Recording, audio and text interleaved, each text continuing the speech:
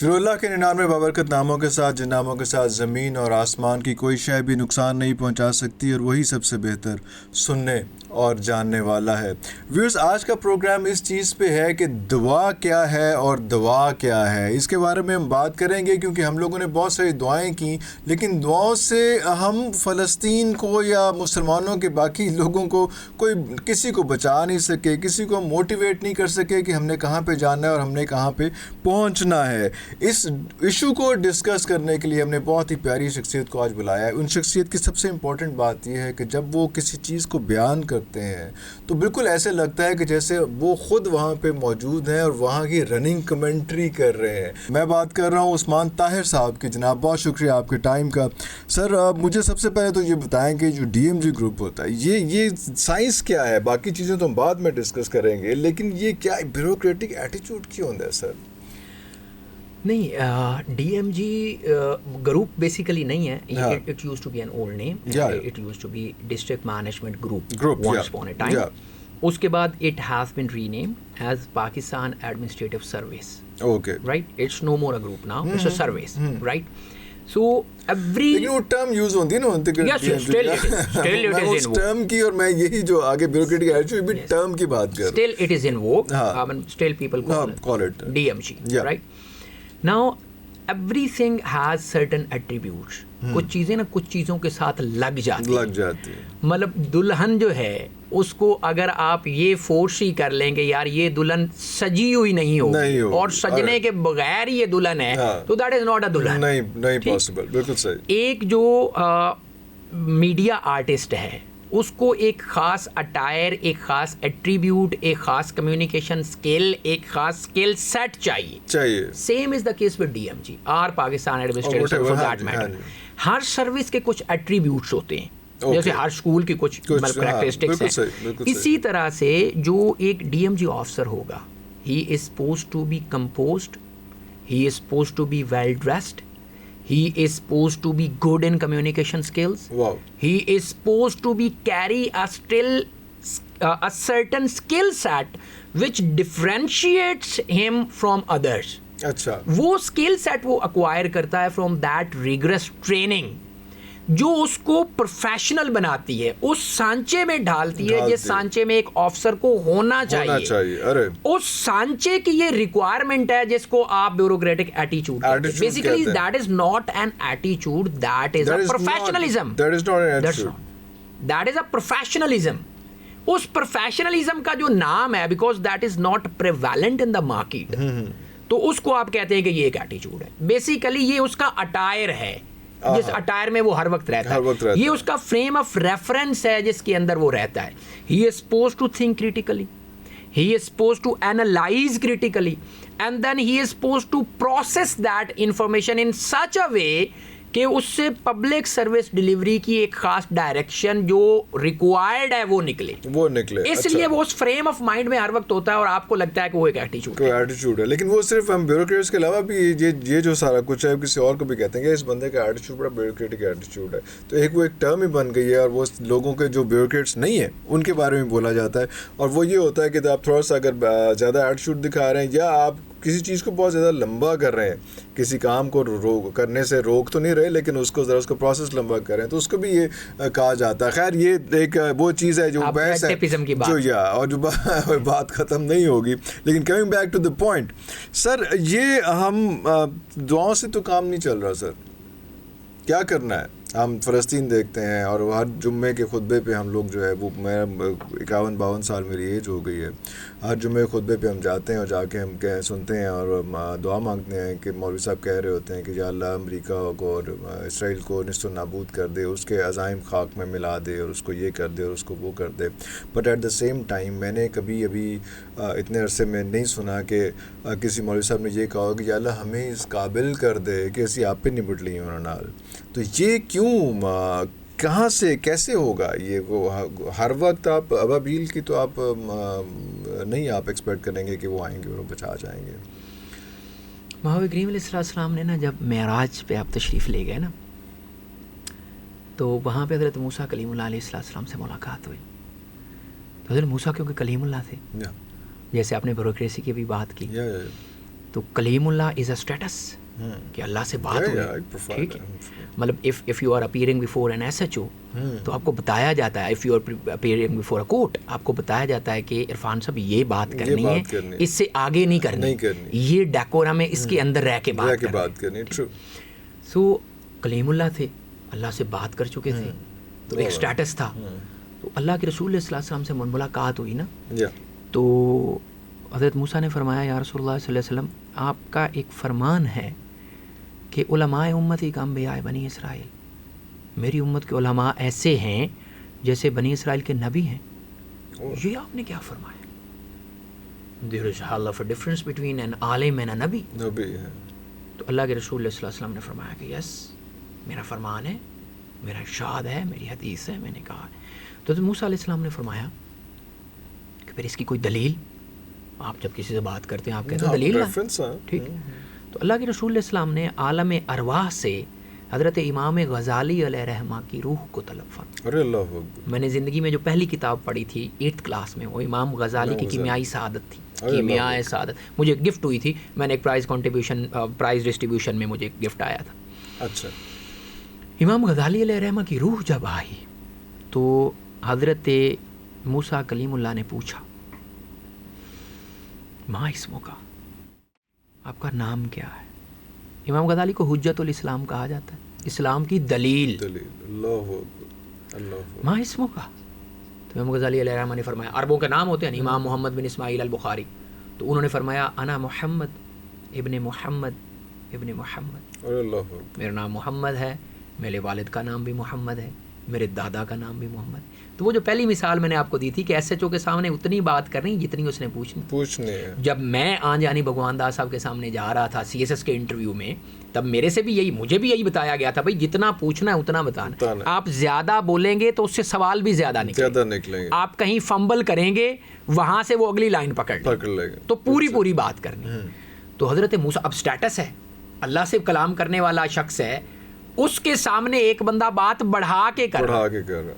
تو انہوں نے کہا میں نے آپ سے آپ کا نام پوچھا, آپ نے والد کا بھی بتایا ہے, آپ نے دادا کا بھی بتایا. سوال جتنا پوچھا جاتا ہے جواب اتنا ہوتا ہے, آپ نے بڑھا کے بات کی. انہوں نے کہا قرآن حکیم کے اندر ہے, اب قرآن تو لوح محفوظ پہ ایک کتاب قرآن کے اندر ہے, اللہ نے آپ سے فرمایا تھا وما تلک بیمینک یا موسیٰ, اے موسیٰ تیرے دائیں ہاتھ میں کیا ہے؟ تو آپ نے فرمایا تھا قال ہی عصایا, یہ میرا ڈنڈا ہے, میرا سوٹا ہے, میرا عصا ہے, اتوکا علیہا, میں اس کے ساتھ ٹیک لگاتا ہوں, واحش بہا علی غنمی, اور میں اپنی بھیڑ بکریوں کا جو چارہ ہے وہ بھی اس سے کاٹ. اللہ نے آپ سے ایک سوال کیا, وما تلک بیمینک یا موسیٰ, اے موسیٰ تیرے دائیں ہاتھ میں کیا؟ تو آپ نے 3 جواب دیے. آپ کا سوال ایک تھا, میرے جواب بھی تھے. تو مذاکرہ, مناظرہ, مباحثہ, مجادلہ, جو بھی آپ کہہ لیں, اس پہلے ایک سوال پہ کمپلیٹ ہو گیا. تو اللہ کے رسول علیہ السلام کے سامنے حضرت موسیٰ کلیم اللہ علیہ السلام نے فرمایا کہ صدقتا یا رسول اللہ صلی اللہ علیہ وسلم, آپ نے سچ فرمایا, بالکل ایسے ہی ہے.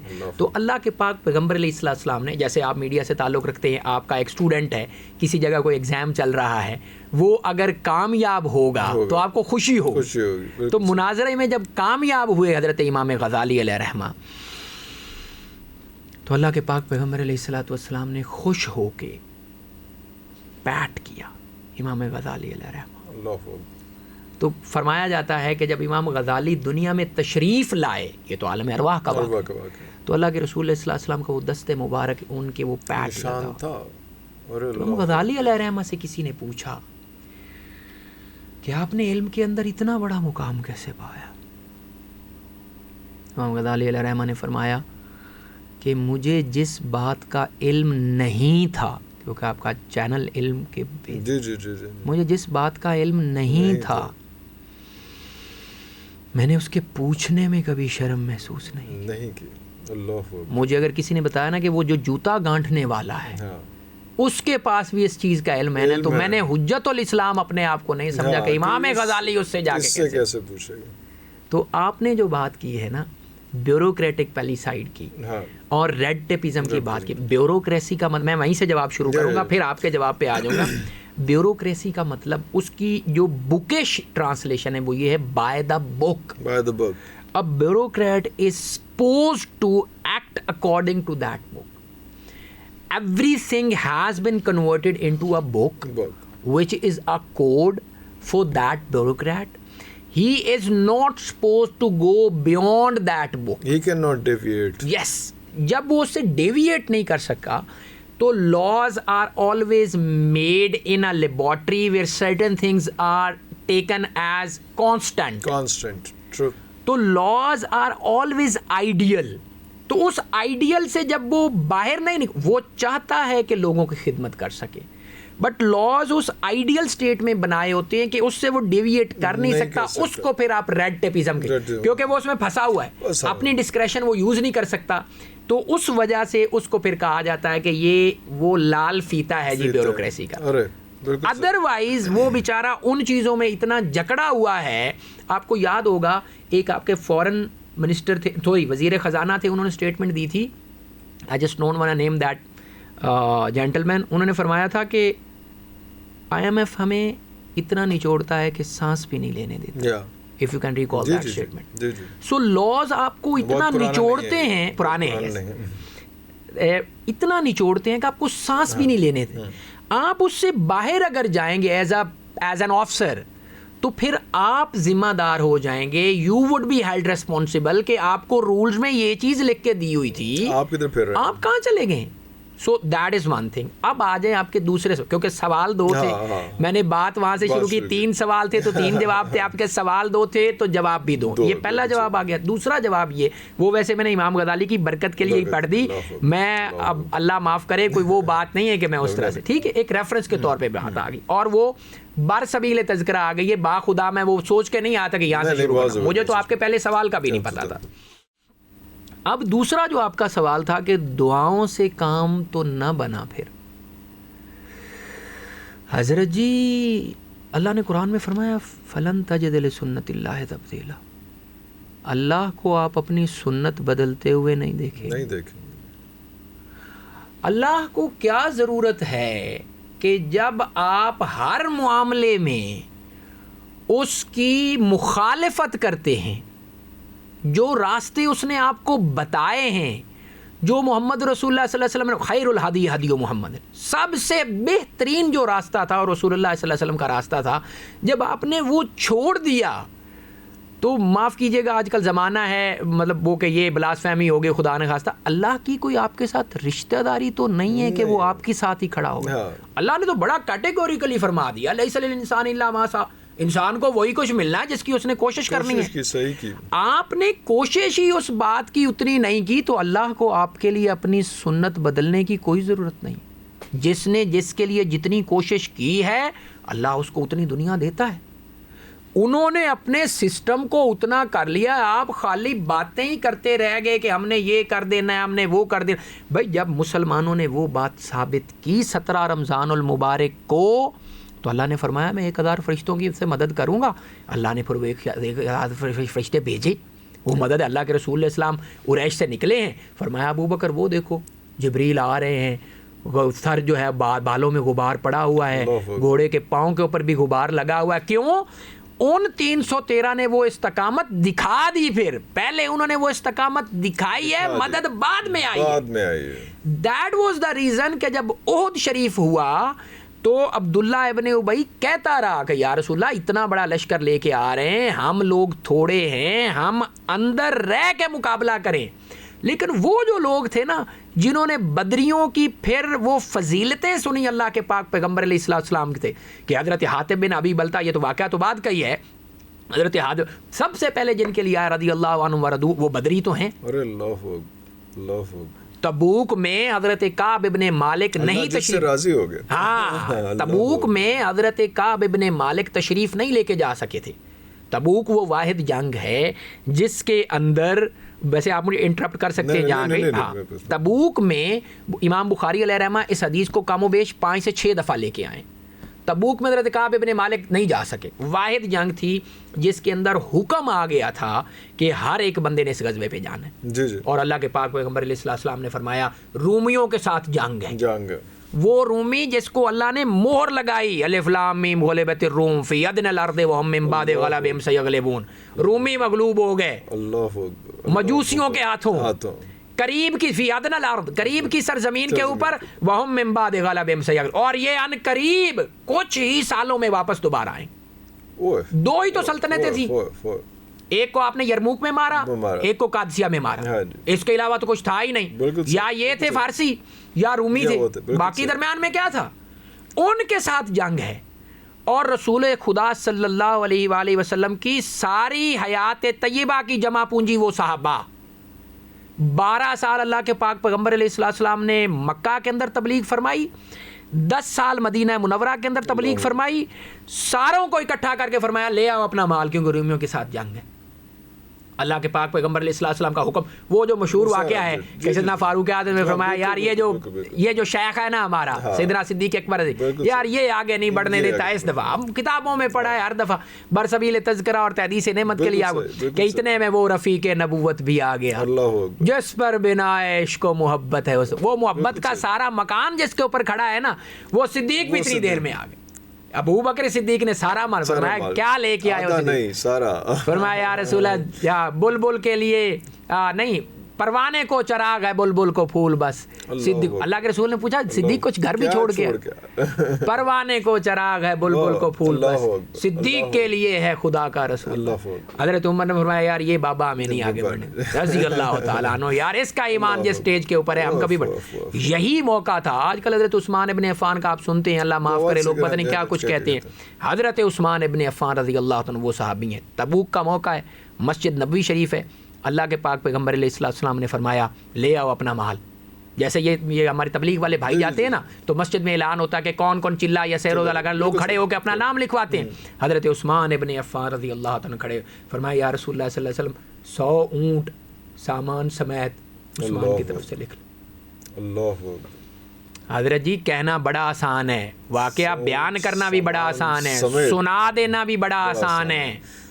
آپ کی میری 100 دکانیں ہو نا، مسجد میں اعلان ہو کہ مسجد کا کام چل رہا ہے، ہم ان 100 دکانوں کی کمائی میں سے کچھ دے سکتے ہیں اپنے ایمان کی تلاشی میں. سر دکان نہیں دی جا سکتی کہ 100 دکانیں 99 میں رکھ لیتا ہوں یار ایک اللہ کے راستے میں. یہ ہوتا ہے؟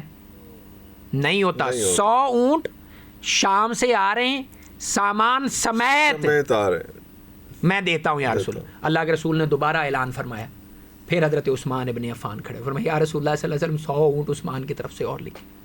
اللہ سامان سمیت 200 اونٹ ہو گئے. 200 اونٹ ہو گئے. اللہ کے رسول علیہ السلام نے 9 دفعہ اعلان فرمایا اور 9 دفعہ حضرت عثمان 100 اونٹ کے ساتھ کھڑے ہوتے رہے. شام سے قافلہ آ رہا ہے، سامان تجارت لدا ہوا ہے، بارٹر ٹریڈ ہوتا تھا، یہاں سے جنس جاتی ہے وہ بیچنی ہے، وہاں سے جنس خریدنی ہے، یہاں والا سارا پروفٹ گیا سامان سمیت. اور جو آ رہا ہے وہ 10ویں دفعہ جب اعلان فرمایا تو عثمان نے یا رسول اللہ 50 گھوڑے عثمان کی طرف سے لے. اللہ سر 900 اونٹ، 50 گھوڑے، 1000 اشرفیاں. اللہ کے پاک پیغمبر علیہ السلام نے وہ اشرفیاں ایسے ایک جھولی مبارکہ میں اپنی میں ڈالی ہوئی تھی، ایسے ان اشرفیوں میں ہاتھ. سر اشرفی سونے کے پاؤنڈ، یہ روپیہ نہیں ہے اشرفی، یہ درہم بھی نہیں ہے، یہ دینار ہے، یہ اشرفی ہے. 100 دینار، 1000 دینار، 1000 دینار سونے کے پاؤنڈ. فرمایا یہ اللہ کے رسول علیہ السلام ایسے 1000 دینار کے اندر اپنا ہاتھ پھیرتے ہیں اور ایسے اب وزنی ہے نا، ایسے ہاتھ رکھ کے اٹھ رہے ہیں. فرمایا آج کے بعد عثمان کوئی عمل بھی نہ کرے، اس کے لیے یہ کافی. اللہ ان لوگوں سے پوچھنا چاہیے جس بندے کو اللہ کے پاک پیغمبر علیہ السلام یہ سرٹیفکیٹ، معاف کیجیے گا ہمارا موضوع وہ نہیں تھا، برسبیل تذکرہ بات آ گئی، جس کو اللہ کے پاک پیغمبر علیہ السلام یہ سرٹیفکیٹ دے کے جائیں، ان کو آپ کے سرٹیفکیٹ کی ضرورت ہے کہ آپ کہیں کہ نہیں وہ اس طرح سے ہوگا، میں تو وہ نقل کفر نباشت وہ بھی نہیں کر سکتا. حضرت ابو موسیٰ اشعری رضی اللہ تعالیٰ عنہ، یہ اس کے اندر حدیث بخاری کے اندر موجود ہے، میں آپ کو پڑھ کے بھی سنا دیتا شاید اتنا. حضرت ابو موسیٰ اشعری رضی اللہ تعالیٰ عنہ فرماتے ہیں کہ ایک دن میں نے ارادہ فرمایا کہ آج جو ہے نا میں نے اللہ کے پاک پیغمبر علیہ السلام کے ساتھ سارا دن گزارنا. یہ کتاب الفتن ہے، بخاری شریف ہے، اس کے اندر حضرت ابو موسیٰ اشعری کی حدیث پاک ہے. میں اگر ابھی ڈھونڈ کے آپ کو دکھا سکوں تو میں پڑھ کے بھی آپ کو بتا دیتا ہوں. حضرت ابو موسیٰ اشعری فرماتے ہیں کہ میں گیا تو اللہ کے پاک پیغمبر علیہ السلام نے ایک کنویں کے اوپر تشریف فرماتے. فرمایا اس کنویں کے اوپر جب اللہ کے پاک پیغمبر علیہ السلام تشریف فرماتے تو میں وہ جو کنواں جس باغ کے اندر وہ موجود تھا نا، میں باہر اس کے باغ کے بیٹھ گیا, اور بیٹھنے کے بعد اللہ کے پاک پیغمبر علیہ السلام ابھی اندر ہی جلوہ افروز تھے کہ حضرت ابو بکر صدیق رضی اللہ تعالیٰ عنہ تشریف لے کے آئے. تو میں نے کہا کہ آپ یہیں پہ ٹھہریں, میں اندر سے جا کے رسول اللہ صلی اللہ علیہ وسلم سے پوچھتا ہوں, اگر وہ اجازت مرحمت فرماتے ہیں تو میں نے جا کے کہا کہ یا رسول اللہ صلی اللہ علیہ وسلم حضرت ابو بکر صدیق آئے, فرمایا ان کو جنت کی بشارت دے دو اللہ اکبر اور ان کو اندر چھوڑو. حضرت ابو بکر صدیق, یہ بخاری شریف سر, آپ کو آپ مکرنا ہے تو مکر جائیں, آپ کہتے رہے کہ میں نے نہیں ماننا تو آپ نہ مان. اس کے بعد باہر چلے گئے. باہر چلنے کے بعد فرماتے ہیں تھوڑی دیر کے بعد حضرت سیدنا عمر فاروق رضی اللہ تعالیٰ تشریف لائے.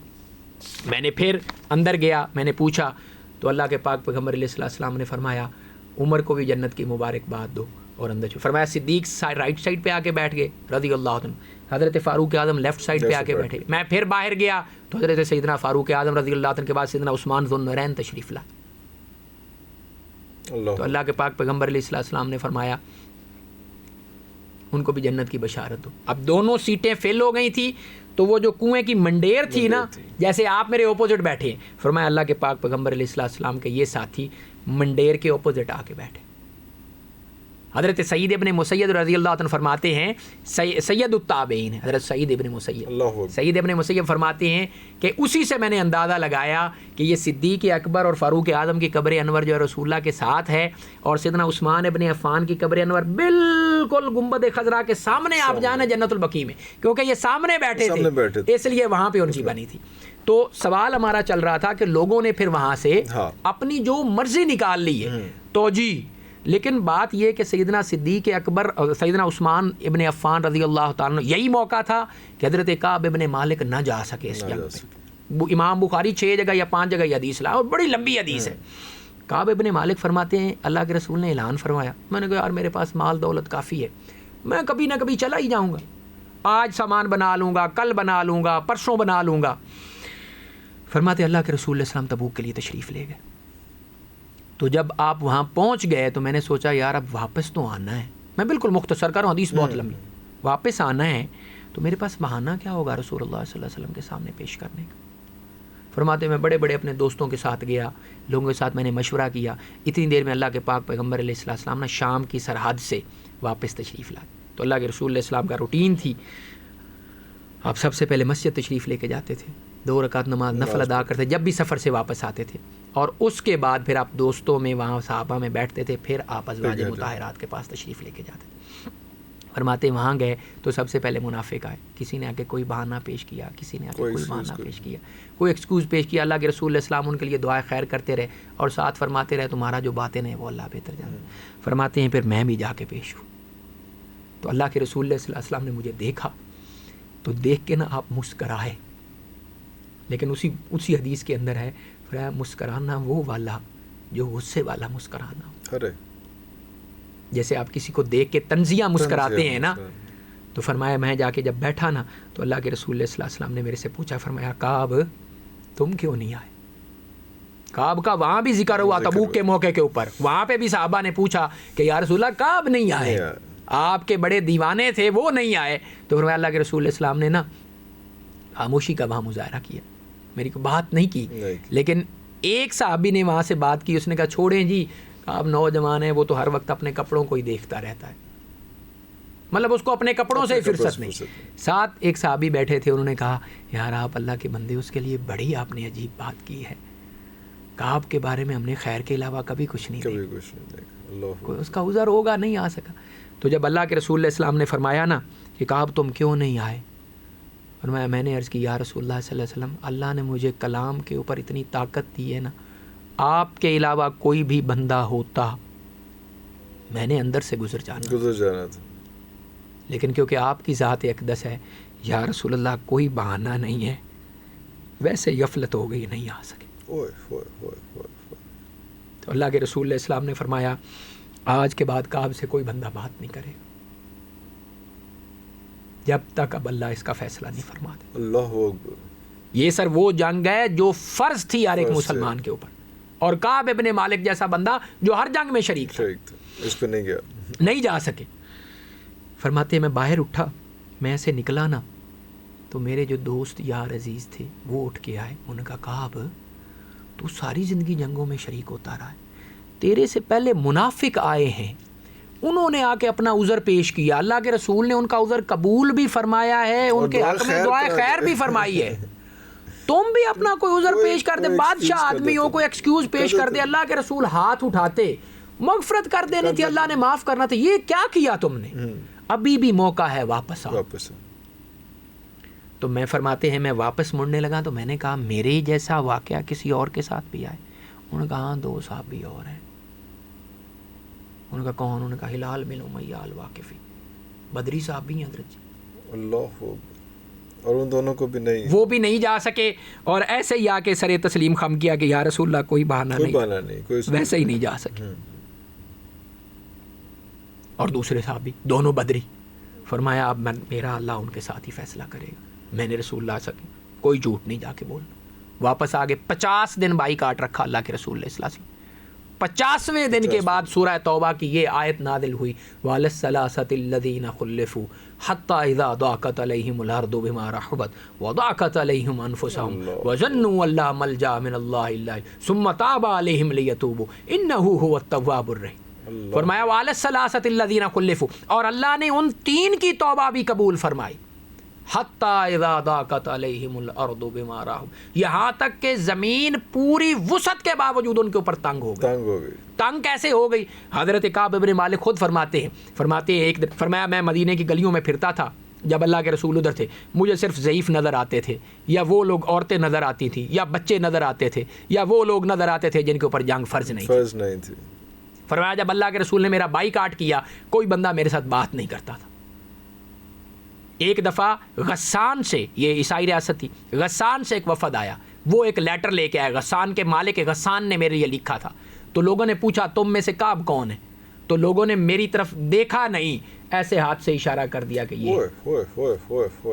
فرمایا وہ لیٹر بڑا بائیک آؤٹ, یس وہ لیٹر فرمایا میرے, ایسی اگلی مثال بائیک آؤٹ کی دیتا ہوں. فرمایا وہ لیٹر لے کے آیا میرے پاس, اس میں لکھا ہوا تھا کعب پتہ چلا ہے تیرے مالک نے, تیرے صاحب نے تیرے ساتھ بڑی زیادتی کی, تو ہمارے پاس آ جا غسان. یہ شام کی بارڈر کے اوپر عیسائی ریاست تھی, ہم تجھے خلعت پہنائیں گے, حکومت میں شامل کریں گے. حضرت کعب بن مالک رضی اللہ عنہ فرماتے ہیں میں نے وہ لیٹر لیا اور میں نے سوچا کعب آخرت تو پہلے ہی برباد ہو چکی تھی, اب ایمان کی بھی خیر منائیں کہ لوگوں نے ایمان کے اوپر بھی حملے شروع کر دیے ڈائریکٹ. فرمایا میں نے وہ لیٹر لیا, ایک تندور جل رہا تھا, میں وہاں لے کے گیا, اس لیٹر کو اس تندور میں ڈال دیا اور اس کو بتا دیا ایلچی کو کہ اپنے مالک غسان کو جا کے بتا دینا کعب کا جواب اس کے بارے میں یہ. فرماتے ہیں میرے چچا زاد بھائی حضرت ابو قتادہ رضی اللہ تعالیٰ عنہ, وہ ایک دن اپنے باغ میں, اب بائی کاٹ چل رہا ہے 50 دن, بالکل صحیح, حتی اذا ضاقت علیہم الارض بما رحبت. فرماتے ہیں وہ باغ میں کام کر رہے تھے, میں ایک دن باغ کی دیوار پھلانگ کے اندر چلا گیا اور میں حضرت ابو قتادہ کے سامنے آیا. میں نے آگے کہا ابو قتادہ میں تجھے اللہ کی قسم دے کے کہتا ہوں کعب اللہ اور اس کے رسول سے پیار نہیں کرتا. فرمایا حضرت ابو قتادہ میرے چچا کے بھائی تھے, باغ ہے اندر ہے کوئی نہیں دیکھ رہا. فرمایا انہوں نے دوسری طرف منہ کر لی. فرمایا میں گھوم کے دوسری سائڈ سے آیا, میں نے کہا کعب میں تمہیں اللہ کی قسم دیتا ہوں میں اللہ اور اس کے رسول سے پیار نہیں کرتا. فرمایا کعب نے میرے چچا کا بھائی کوئی بات نہیں کی, دوسری طرف منہ کر لی. فرمایا میں گھوم کے تیسری دفعہ آیا, میں نے رو کے اس کو کہا کہ میں تمہیں اللہ اور اس کے رسول کی قسم دیتا ہوں کعب اللہ اور اس کے رسول سے پیار نہیں کرتا. فرمایا کعب نے میرے رونا دیکھا نا تو کوئی میرے ساتھ بات نہیں کی, دوسری طرف منہ کر کے فرمایا اللہ و رسول عالم, اللہ اور اس کا رسول بہتر جانتے ہیں, جا ان سے جا کے فیصلہ کروا, مجھے نہ انوالو کر. فرمایا یہ حال تھا, 50واں دن تھا, میں فجر کی نماز پڑھ کے گھر کی چھت کے اوپر بیٹھا ہوا تھا. ایک صحابی اللہ کے رسول علیہ السلام نے فجر کی نماز ادا فرمائی اور یہ آیات تلاوت کی اور فرمایا تم لوگوں کو مبارک ہو, تم تینوں تمہارے ساتھیوں کی توبہ قبول ہو. فرماتے ہیں وہ جبل سلا, آپ مسجد نبی شریف گئے ہو نا, تو بالکل جبل سلا وہ خندق والی جگہ اس کے درمیان. فرمایا ایک صحابی اس کے اوپر کھڑے ہو کر انہوں نے وہاں سے آواز دی کہ کعب ابن مالک یار تمہیں مبارک ہو, اللہ نے تیری بشارت, اللہ نے تیری توبہ قبول کر لی. فرمایا وہ بھاگ کے ایک صحابی میرے پاس آئے, انعام دینے کی ایک روٹین ہوتی تھی نا کہ جو آ کے پہلے مبارکباد اس کو, تو وہ آئے تو میں نے کہا یار وہ پہلے ہی جو ہے نا مبارکباد میرے تک پہنچ گئی. فرمایا جب وہ پیچھے سے پیدل چل آئے. میں نے اپنا چوگا اتار کے ان کو پاس دیا. میں نے اپنا جو میں نے قمیض پہنی ہوئی تھی, میرے پاس اور کچھ نہیں تھا اس وقت, میں نے وہ ان کو دیا. پھر میں اللہ کے رسول علیہ السلام کی بارگاہ اقدس میں حاضر ہوا. مسجد نبوی میں حاضر ہوا تو میں نے جا کے پوچھا, میں نے کہا یا رسول اللہ صلی اللہ علیہ وسلم, کعب کی توبہ آپ کی طرف سے قبول ہوئی ہے یا اللہ نے قبول فرمایا؟ اللہ اکبر. تو اللہ کے پاک پیغمبر علیہ السلام نے فرمایا, کعب میں نے اگر قبول کرنی ہوتی تو میں تو اسی دن ہی کرتا. یہ اللہ نے فیصلہ فرمایا اور یہ آیت سورہ توبہ کی نازل ہوئی ہے. اور فرماتے حضرت کعب بن مالک, اللہ نے کسی شخص کو بھی سچ کی وجہ سے اتنا نہیں آزمایا جتنا مجھے آزمایا, سچ بولنے کے. اور اس کے بعد پھر میں نے کبھی زندگی میں جھوٹ نہیں بولا. اتنی بڑی آزمائش کے بعد حضرت جی سچ بولنا تو سیکھے نا. اللہ کو کیا ضرورت ہے کہ جب آپ خود ہی اپنے کاز کے لیے مخلص نہیں ہیں, آپ خالی کہتے رہیں. آپ کی دعاؤں کی کیا وقت ہوگی جب آپ اور میں صبح سے لے کے شام تک اللہ اور اس کے رسول کی مخالفت کرتے رہتے ہیں. اللہ کی آپ کے ساتھ کوئی رشتہ داری ہے؟ اللہ نے سورہ 28ویں پارے میں اللہ نے فرمایا, ان الذین یؤذون اللہ ورسولہ لعنہم اللہ فی الدنیا والآخرہ. یہ ہم روزانہ پڑھتے ہیں, ان اللہ وملائکتہ یصلون علی النبی. اس کے ساتھ متصل آیت ہے, ان الذین یؤذون اللہ, وہ لوگ جو اللہ اور اس کے رسول کو ایذا دیتے ہیں, لعنہم اللہ فی الدنیا والآخرہ, اللہ نے دنیا اور آخرت میں دونوں ان پہ لعنت فرمائی. مفسرین کرام نے لکھا ہے کہ اللہ کو ایذا دینا کیا ہے؟ فرمایا اللہ نے آپ کو صحت دی, اللہ نے آپ کو اولاد دی, پھر جب آپ اللہ کا راستہ چھوڑ کے اللہ کا حکم جب آپ نہیں مانتے پھر اللہ کو تکلیف ہوتی ہے.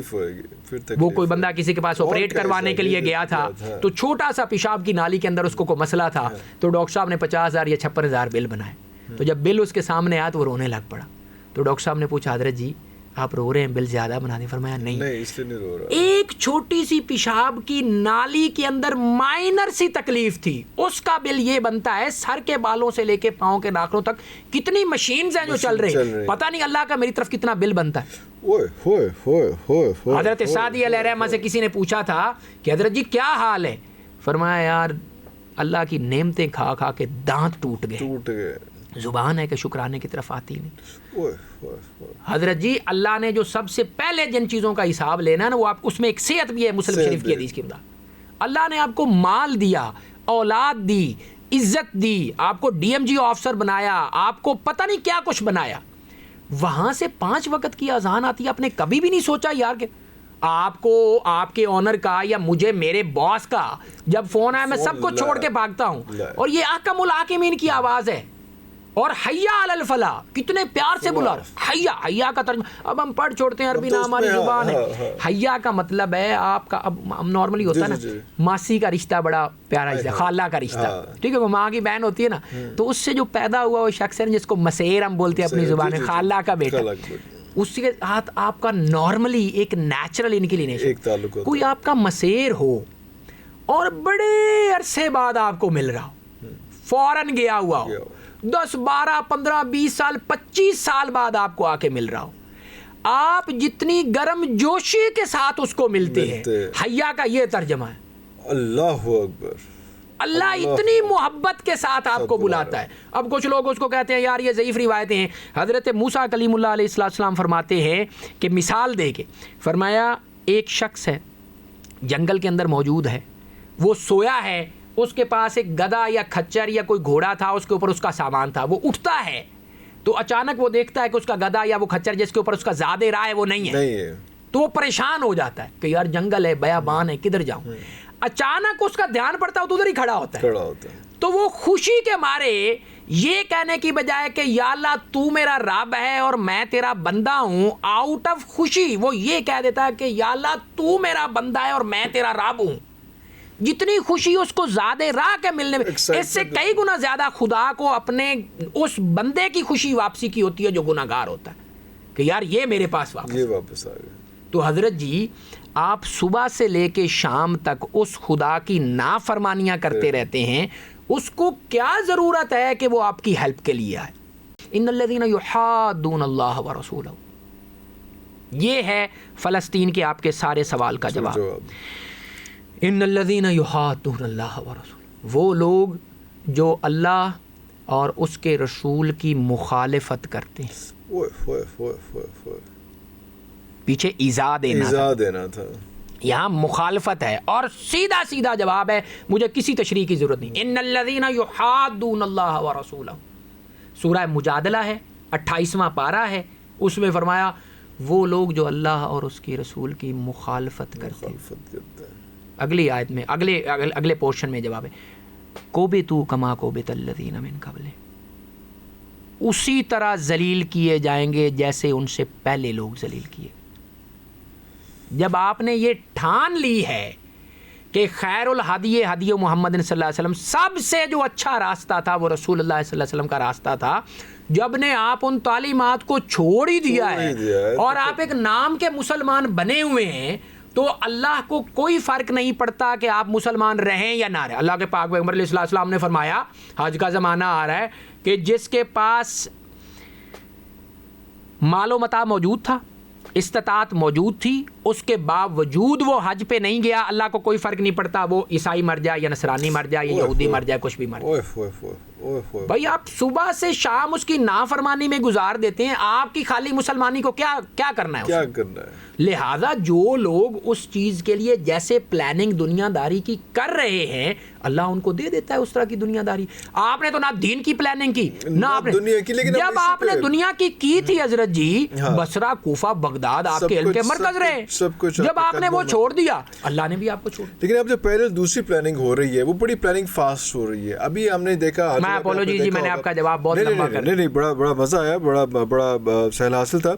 جو سچویشن پڑ رہی, ابھی جب ہم دیکھتے ہیں کہ ریڈ ہائفر کی بھی سچویشن چل رہی ہے, سارا کچھ ہو رہا ہے وہاں پہ, جو یہ سارا سورہ بقرہ کے مثال ہم نے دی وہاں پہ, وہ جہاں تک چیزیں جا رہی ہیں تو ہم تو بہت پیچھے رہتے جا رہے ہیں.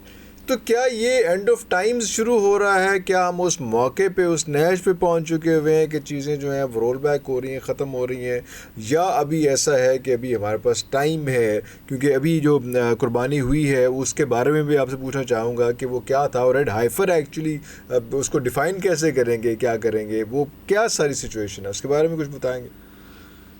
اچھا, ریڈ ہائفر جو ہے نا بیسیکلی یہ ڈرائیو تو انہوں نے وہیں سے کیا ہے جو قرآن حکیم کے اندر سورہ بقرہ کے اندر آیت نمبر 67 سے لے کے 73 تک جو یہ 6 آیات ہیں, اس کے اندر وہ پورا جو بقرہ گائے کے بچڑے کا, بقرہ کا عنوان بھی اس وجہ سے یہ ہے, گائے کے بچڑے کا اس کی پورا واقعہ ہے جو حضرت موسیٰ کلیم اللہ علیہ السلام نے اپنی قوم کے ساتھ جو ہے وہ سارا, کہ وہ پوچھتے رہے کہ اس کا رنگ کیا ہوگا, اس کی نسل کیا ہوگا. یہ بیسیکلی تھیسس تو وہی ہے, اس بیس کے اوپر وہ وہاں ٹیکسس گئے تھے. اب ان کی کتابوں میں جو کچھ لکھا ہوا ہے, ان کی کتابوں میں یہی لکھا ہوا ہے نعوذ باللہ من ذالک, کہ حضرت مسیح علیہ السلام جو تھے بیسیکلی وہ, کیونکہ حضرت عیسیٰ علیہ السلام, موسیٰ علیہ السلام پہلے تشریف لائے, تو عیسیٰ علیہ السلام کو وہ تو نبی نہیں مانتے اپنے بکس کے اکارڈنگلی, کہ یہ وہ مسیح نہیں ہے. ہمارا جو بقول یہود کے ہمارا جو مسیح ہے وہ مسیح الدجال ہے. تو وہ اس سارے پروسیس کا ایک حصہ تھا. لیکن میں اس کو دوسرے کانٹیکس میں دیکھتا ہوں, میں اس کو دیکھتا ہوں ایک مینٹل وارفیئر کے طور پہ,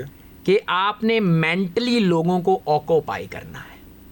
ریڈ ہائفر آپ لے آئے, اس کی آپ نے ایک ہائپ کریٹ کی, ساری دنیا کا دھیان اپنی طرف لگایا. پہلے ہی آپ امریکہ سمیت ہر ایک کے مائنڈ پہ چھائے ہوئے تھے.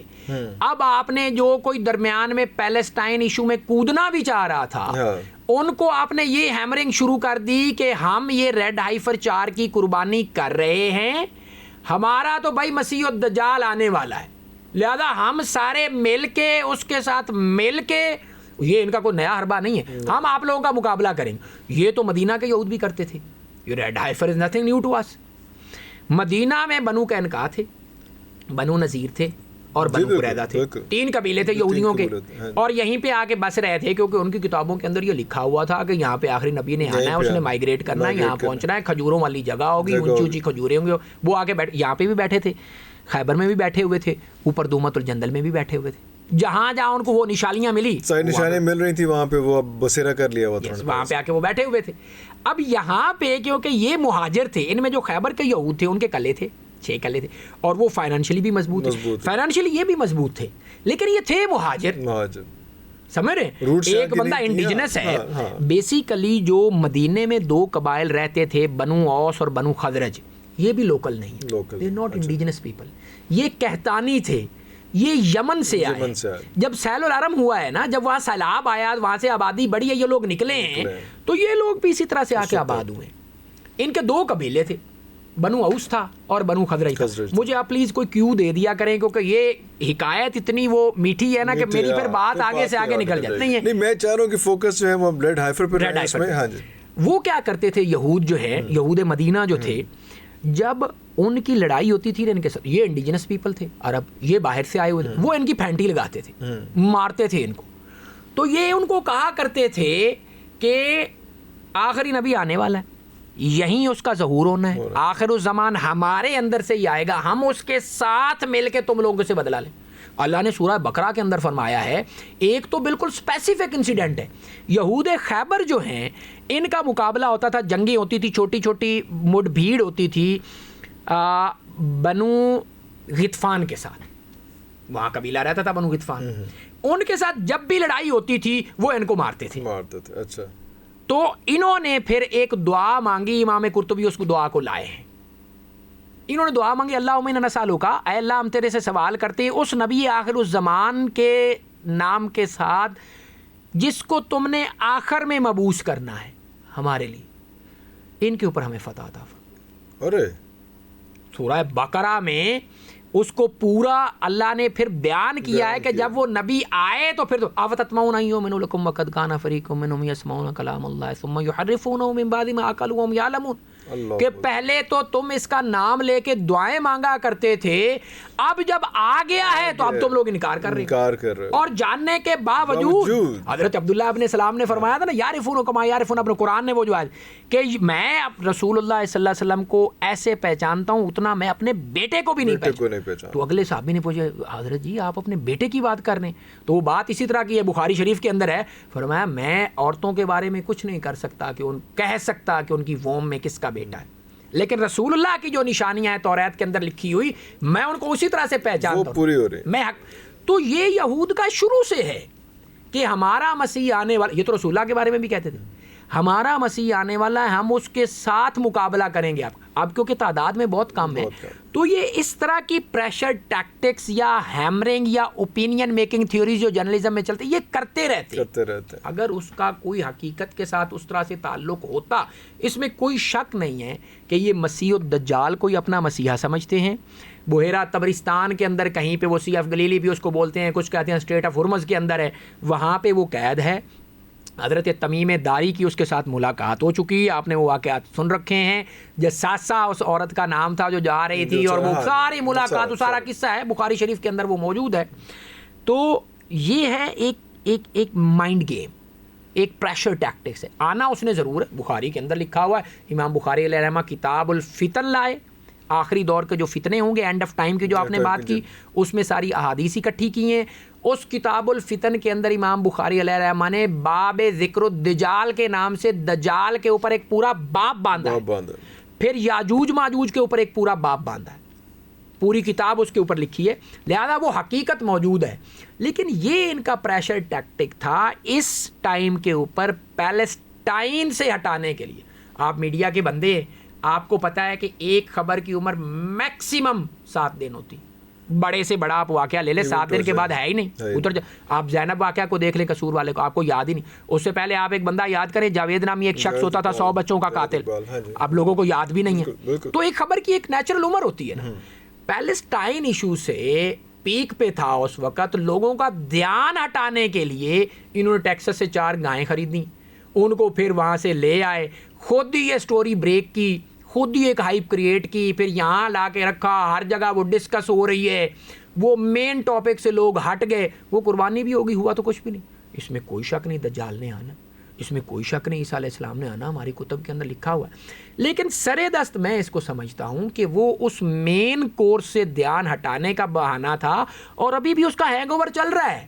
ہاں نہیں وہ تو خمار تو چل رہا ہے اس کا, کہ یار اس نے آنا ہے. لیکن وہ اب کتنی جلدی, کتنا ٹائم اب رہ گیا باقی, کیونکہ یہ چیزیں ایک دم بہت تیز ہونی شروع ہو گئی ہیں, اور ہمیں میڈیا اور سارا کچھ یہ بھی بتا رہا ہے کہ جناب اب جو ہے ہم اینڈ آف ٹائم میں جو ہے داخل ہو رہے ہیں, اور وہ جو جنگیں تھیں اور جو سارا کچھ جو آرمگڈن تھی, یا جس کو آپ جو کہتے ہیں کہ لاسٹ کروسیڈ کہہ لیں, جو بھی کہہ لیں اس کو, وہ it's about to happen, and this thing is the beginning of that last crusade. تو از اٹ سو؟ اچھا, آپ جس طرف اشارہ فرما رہے ہیں وہ بخاری مسلم کے اندر ہے. اللہ کے پاک پیغمبر علیہ السلام نے فرمایا کہ قیامت لا تقوم الساعۃ حتی, پھر آگے بہت ساری جتنی بھی وہاں پہ آئی ہیں نا, وہ ساری پہلی اس کی بنیاد یہ ہے, لا تقوم الساعۃ حتی, لا تقوم تب تک ساعت نہیں آئے گی قیامت جب تک یہ نہیں ہوگا, جب تک یہ نہیں ہوگا.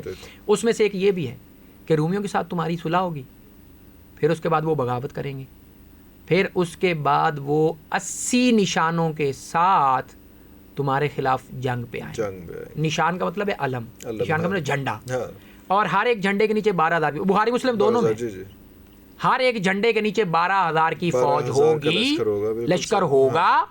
یہ بھی ہے. پھر آپ نے وہ بھی سن رکھی ہے کہ یہود کے ساتھ آپ کی جنگ ہوگی. 9 لاکھ بنتے ہیں, کتنے بنتے ہیں 100%, آپ کی ان کے ساتھ جنگ ہوگی.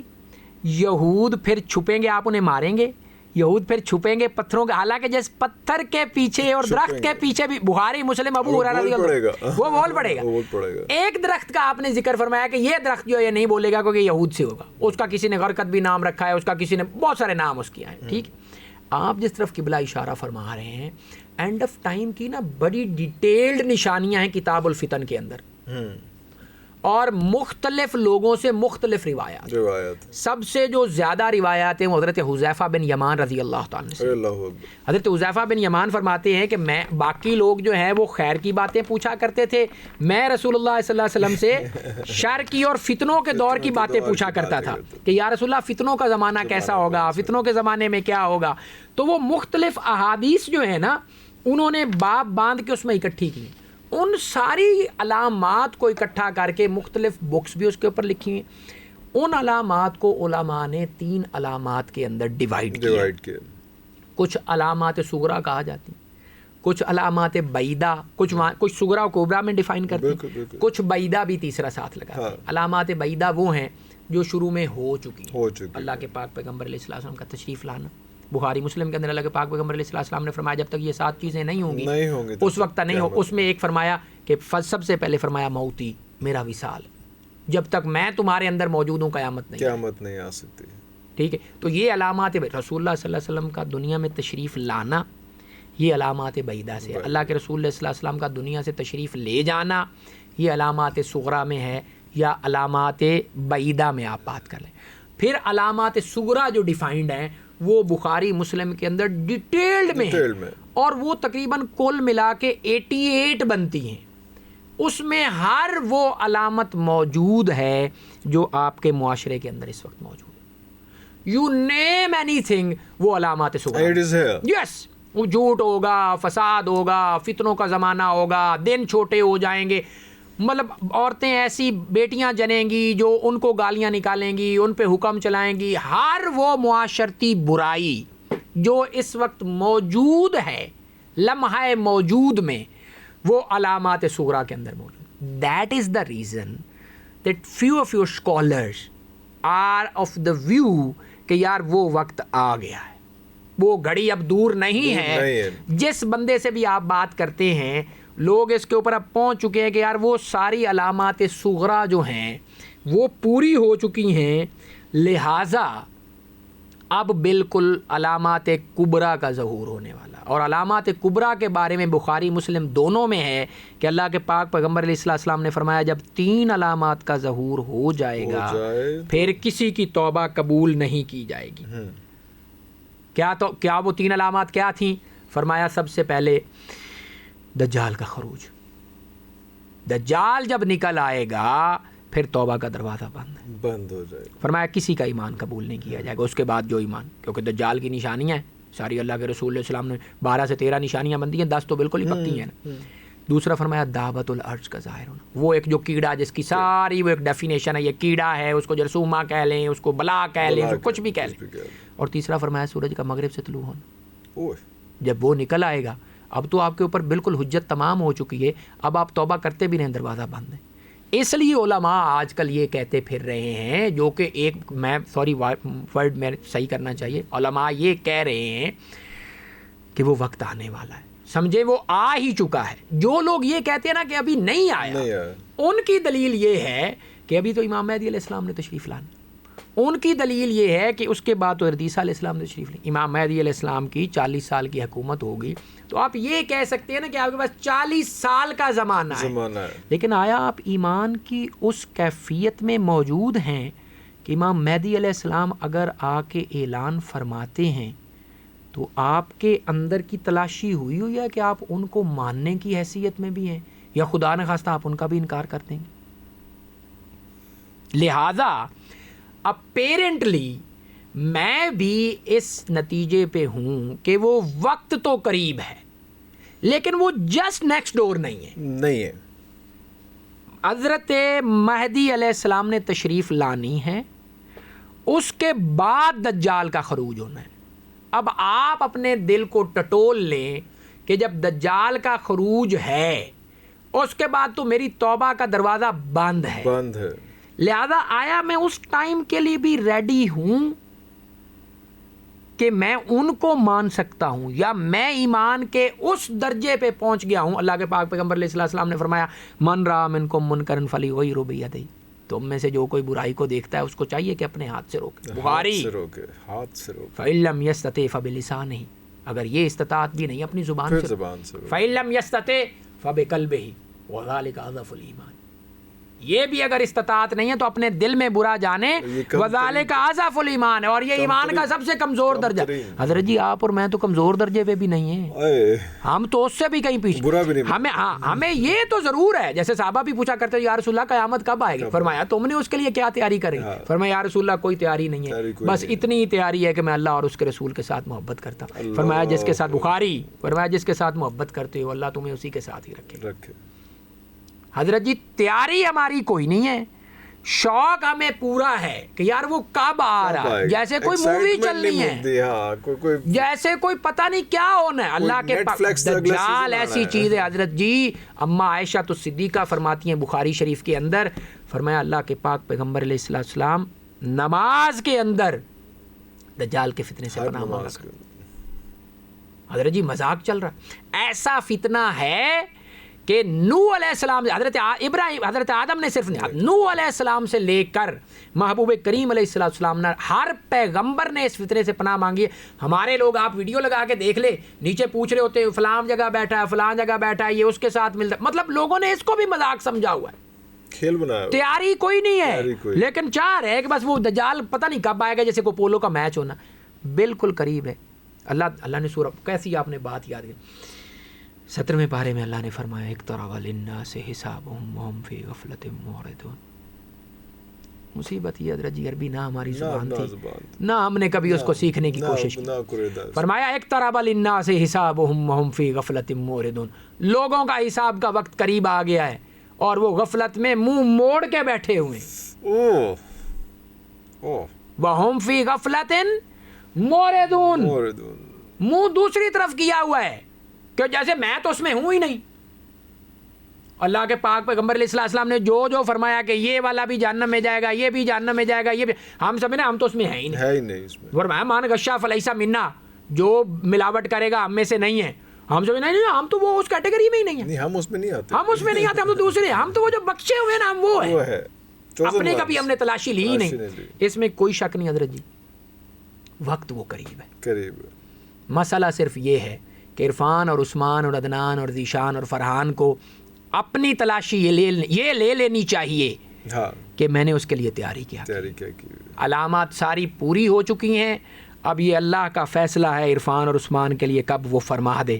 جس دن پھر وہ فرما دے گا نا, پھر حضرت جی بہت مشکل ہے, اور وہ ایسا بڑا فتنہ ہے. فرمایا وہ آگ اور پانی اور ہوا اور جنت اور دوزخ اپنے ہاتھوں میں لے کے پھرے گا, اور بڑے بڑے لوگ اس کو فرمایا بندے کو سامنے چیرے گا, پھر زندہ کر دے گا, پھر اس کے بعد صحرا میں سے گزرے گا, وہاں پہ جا کے لوگوں کو کہے گا اے میں تیرا نانا اور دادا اور تیرا اماں اور ابا, اس کو واپس زندہ مانو گے, زندہ لا کے کھڑا کر دے گا.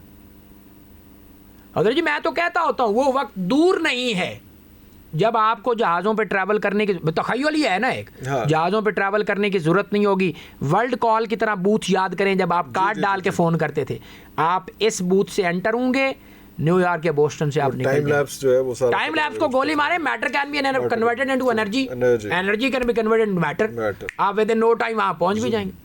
تو یہ ساری چیزیں سائنس نے وہاں تک ترقی کر لینی, اور جتنی جلدی آپ کی ترقی ہو رہی ہے کہ آپ کے سامنے, وہی چیٹ جی پی ٹی نے کبھی سوچا بھی نہیں تھا کہ میرے کمپیٹر مارکیٹ میں ایسے آ جائیں گے اور میں فلاپ ہو جاؤں گا. میٹا شیٹا اس نے خواب میں اس نے تو سوچا تھا میں نے چیٹ جی پی ٹی بنایا ہے, اب اتنے سال میں نے بیٹھ کے کھانا ہے, راج کرنا ہے, بٹ ود ان نو ٹائم پتہ بھی نہیں چلا. سو جتنی کوئکلی یہ چیزیں ہو, اور قیامت کی علامات صغریٰ کے اندر ہے کہ دن اور رات کا پتہ بھی نہیں چلے گا.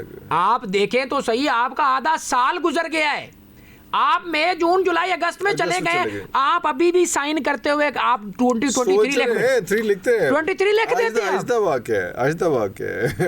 تو اتنی جلدی ٹائم گزر رہا ہے. لہذا حضرت جی ایک طرح للناس حساب ہوں, وقت آپ کا میرا آ گیا ہے, بس ہمیں تیاری کرنی ہے. جیسے اللہ کے رسول نے صحابی کو فرمایا تھا کہ تو نے کیا تیاری کی, تیاری میں ہم نہیں لگے ہوئے, ہم انتظاری میں لگے ہوئے کب آئے گا اور ہم تماشا دیکھیں گے. حضرت جی وہ تماشا نہیں ہے, اس سے اللہ کے رسول مسلم شریف کے اندر اللہ کے رسول صلی اللہ علیہ وسلم سے صحابی نے پوچھا یا رسول اللہ اگر اس فتنہ کے زمانے میں پہنچ جاؤں کیا کروں؟ فرمایا اس کو اوائڈ کرنا, اس کو سامنے نہ جانا, اس کو ملنا نہ, ایمان خطرے میں.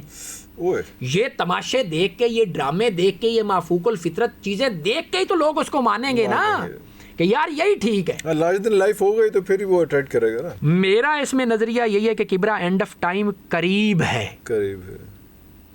اتنا قریب نہیں ہے کہ نیکسٹ ڈور ہے.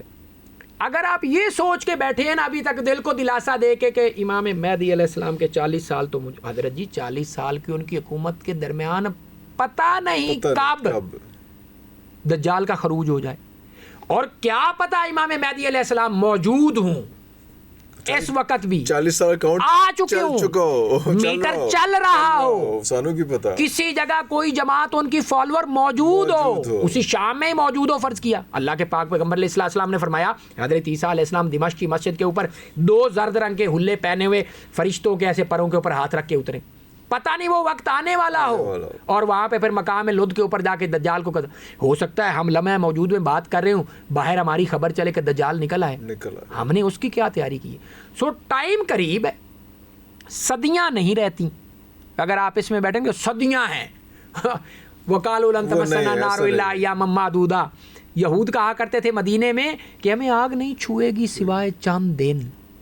تو صحابہ فرماتے ہیں جو یہود تھے نا مدینہ کے, جب اللہ کے رسول صلی اللہ علیہ وسلم مدینہ تشریف لائے نا تو ان کا نظریہ تھا کہ زمین کی عمر ہے 7000 سال, اور 1000 سال کے مقابلے میں انسان صرف 1 دن جہنم میں رہے گا.